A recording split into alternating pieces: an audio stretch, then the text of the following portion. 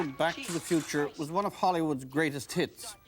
Not a little of its appeal depended upon the formidable charm of its star, Michael J. Fox, the world's only likable yuppie from the TV series Family Ties.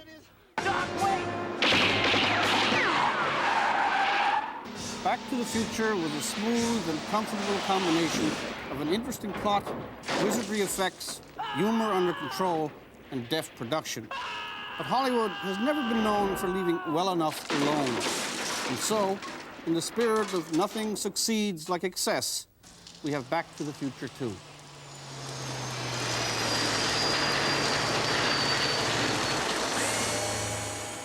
Were you in any way out to kind of alter the nature of a sequel as being something more than something that, in a sense, extends a previous success? Is this a different kind of thing? It would be lying to say that there wasn't some aspect of saying, hey, a lot of people like this and we can go back and have another hit.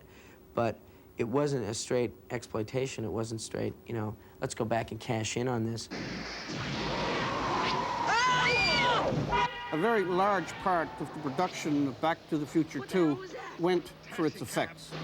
What do you mean a taxi cab? I thought we were flying. Precisely. I think that this middle section of the three movies was definitely dominated by special effects by the very nature, you know, by the very fact that it takes place in the future. I mean, you know, cars fly and, you know, people zap around and all that stuff. So it was going to be a special effects movie. But I think the characters that we established in the first movie remain true. You're in a time machine. Here's our exit.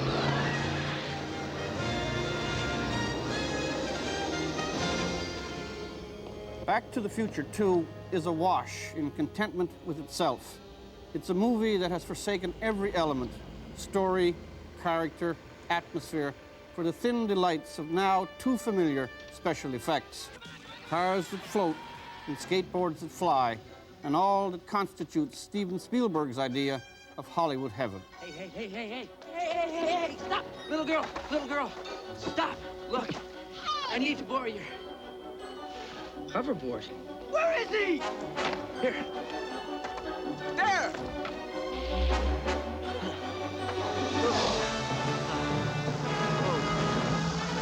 He's on a hoverboard!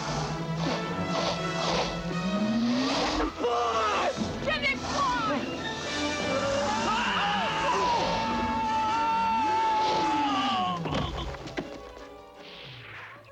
Back to the Future 1 had Fox, Marty McFly, and a potty professor, played by Christopher Lloyd, skip back to the past to engineer his own parents' courtship. The sequel has him turning up in the future to find his son, a wimp, on the way to jail. This leads to such leaps in time and such a mishmash of alternate pasts and futures that, for a while, I thought a more proper title would be Forward into the Past or Avoiding the Present at All Costs. This time, Lloyd is more manic than comic, and Fox more frenetic than charming. Within 2 hours of his arrest, Martin McFly Jr. was tried, convicted, and sentenced to 15 years in the state penitentiary? Within 2 hours? The justice system works swiftly in the future now that they've abolished all lawyers. Back to the Future 2 may be a milestone in the wretched and shameless history of movie sequels. This is categorically the worst follow-up since the Plague of Frogs was followed by the Plague of Locusts in ancient Egypt. As a movie, it records the unique feat of destroying your enjoyment of its predecessor. It fills me with the dreadful apprehension that we may yet see Family Ties 2, The Next Generation. By now, everyone is familiar with the callous calibrations that go into the making of sequels. But compared with Back to the Future 2, Rocky VIII would be an act of public altruism and an artistic triumph as well. The elfin Mr. Fox, taking dead, rather deadly aim at Christmas and the kiddies, has made a movie that will give commercialism a bad name. But no doubt he and his collaborators will be ho-ho-hoing it all the way to the bank. It even ends, and this is a paradox, with a huge to-be-continued banner. How do you continue something that never really started? And believe me, Back to the Future 2 has a plot you forget as it goes along, merely as an act of mental sanitation. Checking classic gear.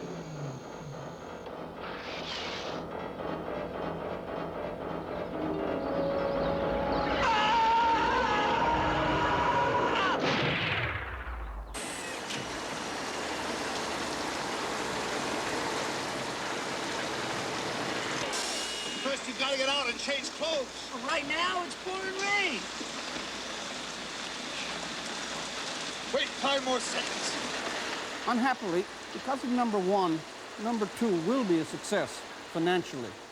With God's wise mercy, they'll pay for it in Back to the Future 3. For the Journal, I'm Rex Murphy. The future. Unbelievable.